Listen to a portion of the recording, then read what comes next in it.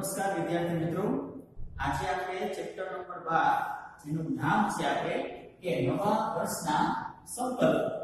તો સૌપ્રથમ આપણે જે કવિ છે એના વિશે પરિચય લેશું. આપણા જે કવિ છે એનું નામ છે બકુલ ત્રિપાઠી. તો સૌપ્રથમ વિદ્યાર્થી મિત્રો આપણે કવિનો પરિચય મેળવીશું કે બકુલ શંકર ત્રિપાઠી નડિયાદના વતની હતા. તેઓ અમદાવાદના વાણિજ્ય સંચાલનના અધ્યાપક હતા. સમકાલીન રાજકારણમાંથી અને રોજિંદા વ્યવહારમાંથી સામૂહિક વાળીને તથા એવી વિલક્ષણ દ્રષ્ટિબિંદુથી જોઈને તેમણે હાસ્ય નિબંધની સર્જના કરી. સચરાચરમાં અને દ્રોણાચાર્ય ઇતિહાસી આ બેના જાણીતા એવા નિબંધ સંગ્રહ છે.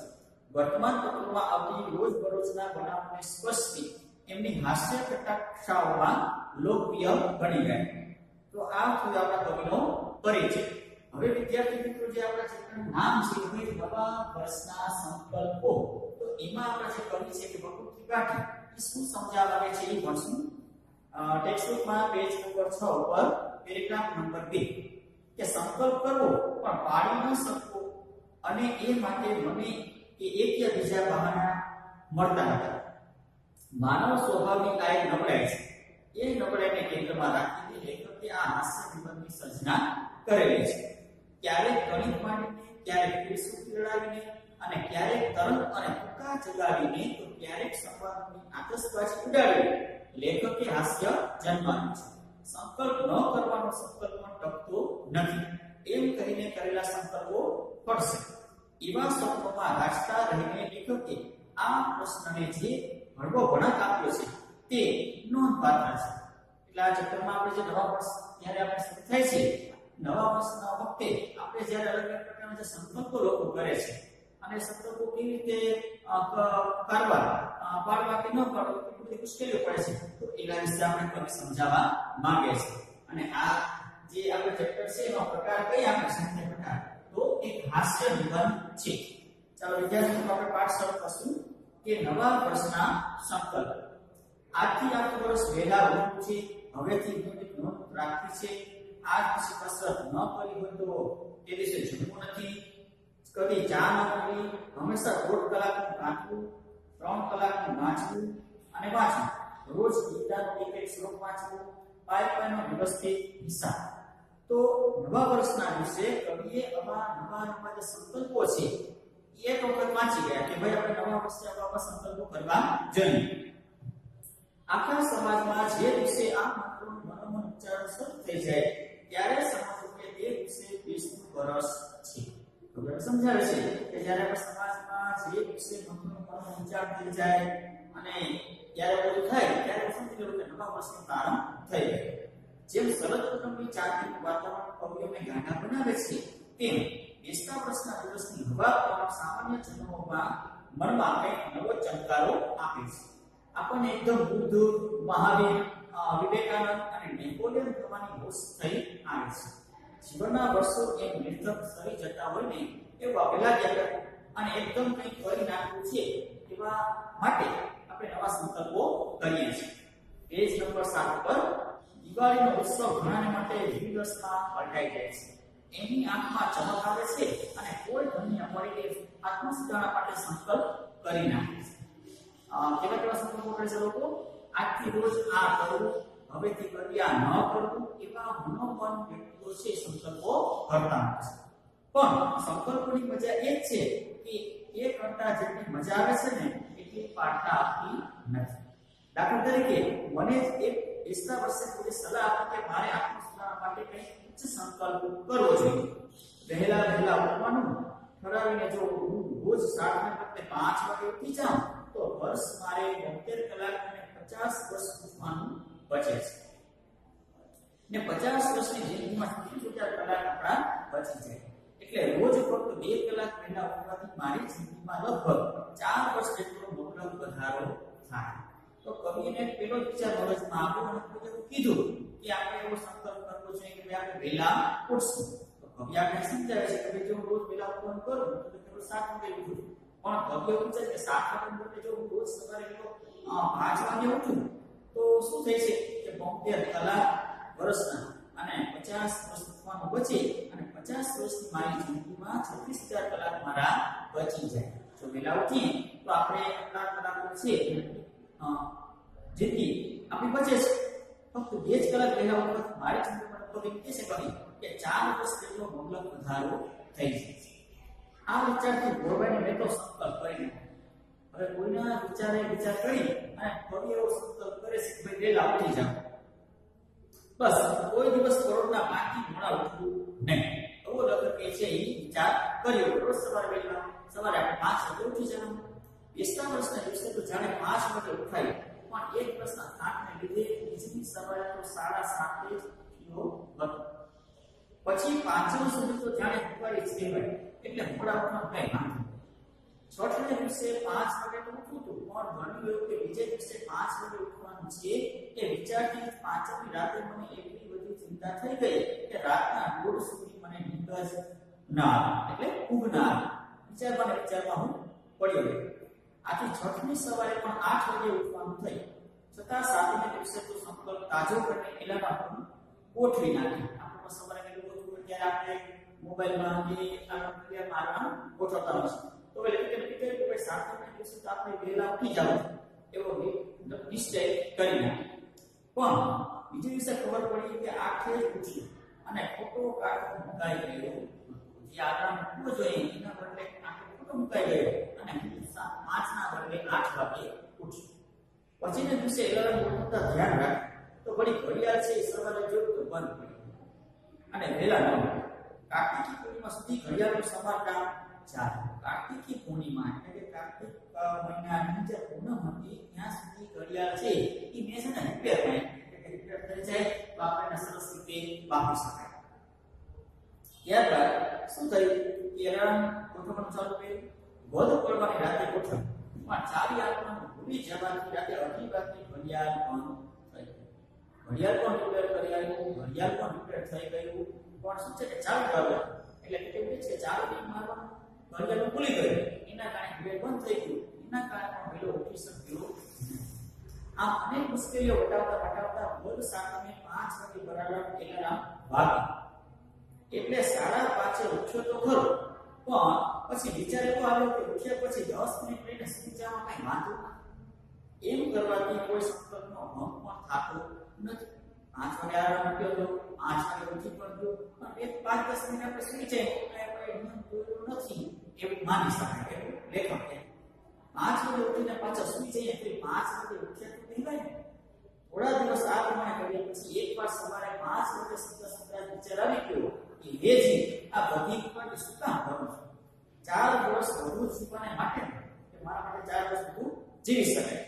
જીવનનો આવો મોહ શું કામ છે? સંતો મહાત્માઓ તો જીવનની માયા પણ ભરી ગયા છે, ત્યારે હું તો વહેલો ઉઠી અને માયા છે ને વધારે સંતો અને મહાત્માઓ કહી દે છે આપણે માયા છોડી દીધી. તો એવું વિચારે છે હું વહેલો ઉઠવાનું ત્યાગ રાખું છું, વહેલો ઉઠીને કરું છું ને એવું બધું કરીને હું ભાઈ માયા વધારું છું, એટલે હું ન કરું. આવો મોહ શું કામ રાખું? મારી આત્મસુખાના તો આમ ફિલસૂફીને પંથે ચડી ગઈ. અને વિદ્યાર્થી મિત્રો આપણે શબ્દ આવે છે ભાઈ ફિલસૂફી. ફિલસૂફી એટલે આપણે કહીએ કે તત્વજ્ઞાનીને કેવા બાળ લેખક છે એવું માને છે. એટલે પેલો વહેલા ઉઠવાનો સંકલ્પ પણ સતતના હરિકાના અડધા ભરેલા પીવું છે એમ પડી. લેખક એવો સંકલ્પ કર્યો કે ભાઈ વહેલી સવારે 5 વાગે આપણે ઉઠી જવાનું. પણ આરામ 15 દિવસ સુધી સમાધાન ચાલ્યું, આમ કર્યું એમ કર્યું ન થયું અને રાઈટ આરામ ચાલુ થયું. 5 વાગે ઉઠ્યા પણ ખરા, પણ એમ થયું કે ભાઈ 5 વાગે ઉઠીને કરવું શું? થોડીક વાર સુઈ જાય તો આપણે નિયમ કર્યો ન તો લેખક સુઈ જતા. અને છેલ્લે આપણે તો લેખકે છે વહેલા ઉઠવાનો નિર્ણય છે બિલકુલ નક્કી કર્યો વહેલું ઉઠવું નહીં. કે સંતો મહાત્માઓ કહી છે કે આપણે મોહને ઓછો કરવો જોઈએ. સંસાર છે મોહ રોકી છે, તો આપણે મોહની બહાર નીકળવું જોઈએ. તો મોહ વધારો તો આપણે એવું કરવું જોઈએ નહીં. 20 વર્ષના દિવસે ઉત્સાહમાં આવી જઈને કરેલા મોટા ભાગના સંકલ્પો છે ને એની ગતિ હવે થાય છે. એક જણે દિવાળીની રાતની ચા છોડી દીધી. એમનો સંકલ્પ જીવલો પણ ખરો. 1 અઠવાડિયું, 2 અઠવાડિયા, 3 અઠવાડિયા અને ચા ન પીધી તો ન પીધી. લેખકના મિત્ર હતા એને ચા બાજારી તો ચા ન, એટલે કે 2-3 અઠવાડિયા આમ ચાલ્યું.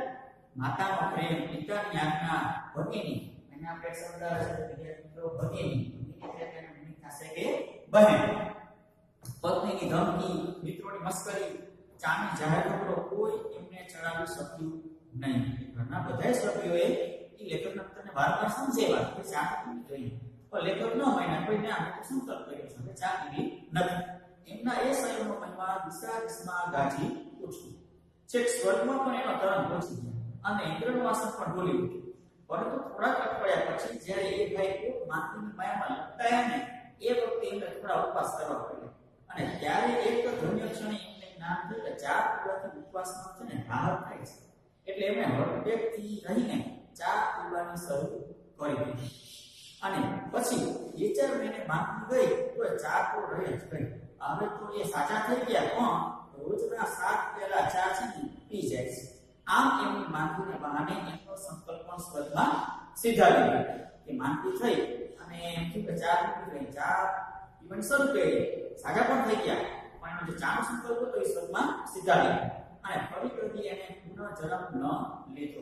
ચા બદલી લીધી હતી, પણ હવે બીમાર પડ્યા, ચા શરૂ કરી, સાજા થઈ ગયા, પણ એને પાછો સંકલ્પ ન કર્યો કે ચા પીવી નથી.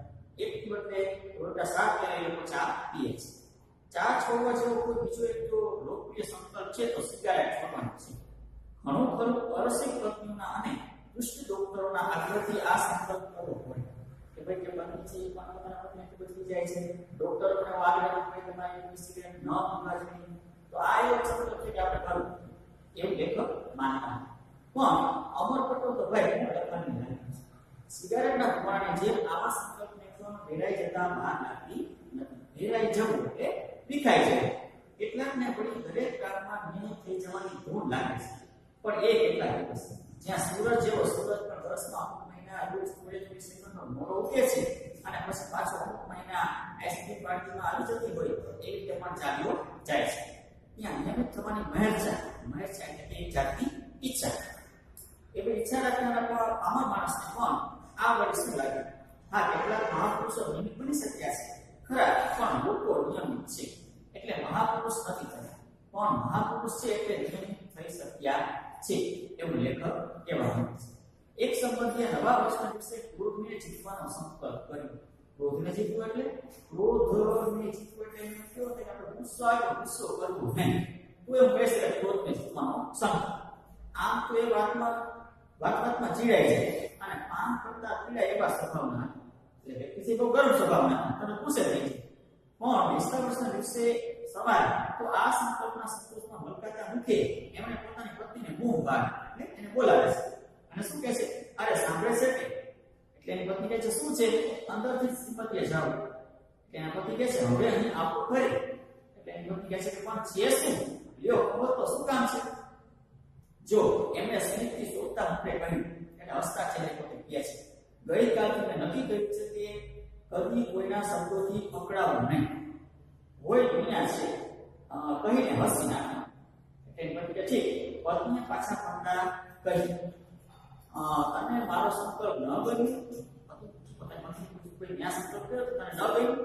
ગમ્યો તો પણ આવો ત્યારે તને સાચું. એની પત્ની કહે છે તમે ભક્તો કર્યો છે સારું છે પણ એને તમે નિભાવી જાણો ખૂબ સાચું. શું કહ્યું? એમનો સ્મિત વિલાઈ ગયો અને એના ચહેરા પર જે હાસ્ય હતું એ બિલકુલ દૂર થયું. પાડો ત્યારે ખરા એટલે શું? મારામાં એટલો નિયમ પાળવાની પણ તાકાત નથી એવું પતિ પોતાની પત્નીને કહે છે. એટલે એની પત્ની કહે છે હશે તો જોઈશું ને. એટલે તું તારા મનમાં સમજે છે શું? હું તે કઈ અને ખલાસ. એન્જિન બગડી ગયું. એટલે એનો મગજનો જે પાડો એ બિલકુલ વયો ગયો અને પોતે ખૂબ જ ગુસ્સે થઈ ગયા. બીજા છટકતો એ તો આખી સોસાયટી ગજવા જઈ ગયા. ત્યાં એમાં સંમતિ એમને યાદ કરે કે એમનો સંકલ્પ એમણે ત્યાં તોડ્યો. ત્યારે જ માંડ એ શાંત પડી અને એટલા ગુસ્સા થઈ ગયા ત્યારે એના પત્નીએ સમજાવ્યું કે મને હમણાં જ કહ્યું કે કાલે સંકલ્પ કર્યો કે હવે મારે ગુસ્સો કરવો નહીં, ક્રોધ ઉપર મારે જીત મેળવવી છે. તમે આમને ગુસ્સો કરો તો કેવી જીત મેળવશો? એટલે પોતે શાંત પડી ગયા. આમ નવા વર્ષના સંકલ્પો એટલે વહેલી પોળનું જાગવું. બે ઘડી શબ્દો સાથે પાછું ઉડી જાય છે. વૈશાખની બપોરે જે મનપુરે જાગીને પાછી સુઈ જાય છે અથવા તો શિયાળાની સવારે જગતના કોક અગમ્ય ખૂણેથી એકા શરીરનું મોઢું પણ આવી જાય છે. એમ અનંતમાં ચાલી જાય છે કે ઉસ્તાદના જલસામાં કોઈ સંગીત બરાબર જામી હોય ત્યારે ઊંઘનું એકાદ ઝૂકવું આપણને પાવર કરીને તબલાની પાછી એક જબરદસ્ત આપે આપણને ચમકાવીને ભાગી જાય છે. એમ આત્મ સુધારણાના ઉત્સાહનો મોજું પણ દર બેસતા વર્ષે આવે છે. એટલે એવું કહેવા માટે છે કે દર વર્ષ જ્યારે નવું વર્ષ બેસે છે ત્યારે આપણે મનમાં લોકોને એવું થાય કે આપણે નવા નવા સંકલ્પો કરીએ અને એને પાડીએ, પણ લોકો છે એવું કરી શકતા હોતા નથી.